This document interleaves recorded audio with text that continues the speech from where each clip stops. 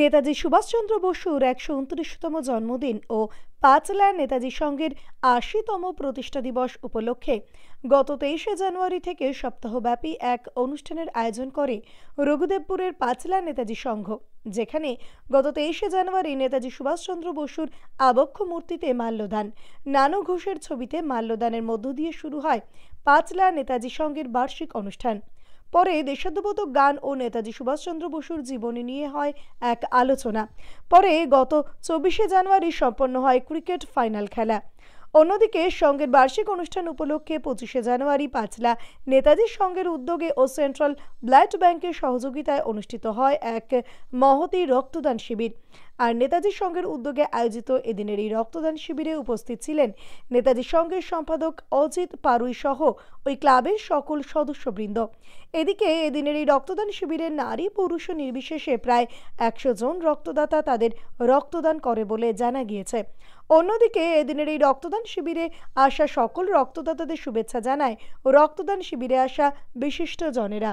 নেতাজি সুভাষচন্দ্র বসুর ১২৯তম জন্মোৎসব এবং নেতাজি সংঘের ৮০তম বার্ষিক উৎসব নেতাজি সংঘ প্রতি বৎসরের ন্যায় এবছরও ২৩শে জানুয়ারি থেকে ২৯শে জানুয়ারি সপ্তাহব্যাপী বিভিন্ন কর্মসূচি গ্রহণ করেছে। ২৩শে জানুয়ারি সকাল ১০টায় জাতীয় পতাকা, সংঘ পতাকা উত্তোলন হয়েছে। সুভাষচন্দ্র বসু, নানু ঘোষের আবক্ষ মূর্তিতে শ্রদ্ধার্ঘ্য জ্ঞাপন, শহীদ বেদিতে মাল্যদান। দুপুর ১২টা ১৪ মিনিটে যথাযথ মর্যাদা সহকারে দেশনায়ক নেতাজির জন্মমুহূর্ত পালন করা হয়েছে।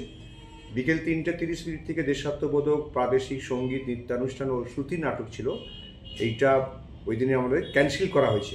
আমাদের সংঘের এক সদস্য প্রদীপ দাস, তার পুত্র শ্যামল দাসের আপোষ হঠাৎ তার মৃত্যু হয়েছে, ঠিক আছে।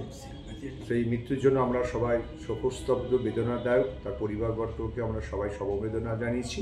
ওই দিন ৩টে ৩০ মিনিট থেকে যে অনুষ্ঠান ছিল সেটা আমাদের বন্ধ রাখা হয়েছিল। ২৪শে জানুয়ারি ক্রিকেট ফাইনাল ছিল দুপুর ১টা থেকে।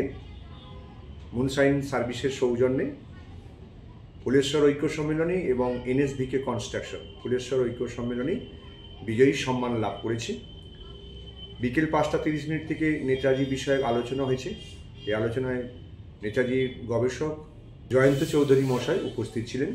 তিনি নেতাজি বিষয়ক আলোচনা করেছেন। বিভিন্ন ছাত্রছাত্রী তাদের বিভিন্ন প্রশ্ন করেছেন এবং উনি সেগুলো সব উত্তর দিয়েছেন। এই অনুষ্ঠানটা খুব সুন্দর মনোজ্ঞ অনুষ্ঠান হয়েছে। আজ ২৫শে জানুয়ারি ২০২৫ শনিবার আমাদের সঙ্গীত প্রতিযোগিতা শুরু হয়ে গেছে।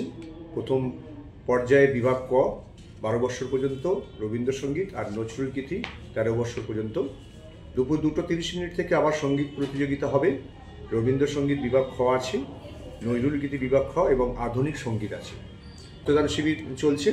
এই রক্তগ্রহণে কেন্দ্রীয় ব্লাড ব্যাংক। এই রক্তদান শিবিরে আমাদের ১০০ জন টার্গেট আছে। ১০০ জন রক্তদান শিবিরে স্বেচ্ছায় রক্তদান করবেন, এটা আমরা আশাবাদী। এই রক্তদান শিবির আমরা এই বছর নিয়ে ২০২৫ সাল নিয়ে ৩০ বছর ধরে করছি আমরা। এবং এই রক্তদান শিবির আমরা প্রথম শুরু করেছিলাম ১৯৯৬ সালে এবং প্রত্যেক বছরই আমরা সেন্ট্রাল ব্লাড ব্যাংকের মাধ্যম দিয়েই রক্তগ্রহণ আমরা এখানে অনুষ্ঠানটা করি। আমার অজিত পারুই, সাধারণ সম্পাদক, নেতাজি সংঘ।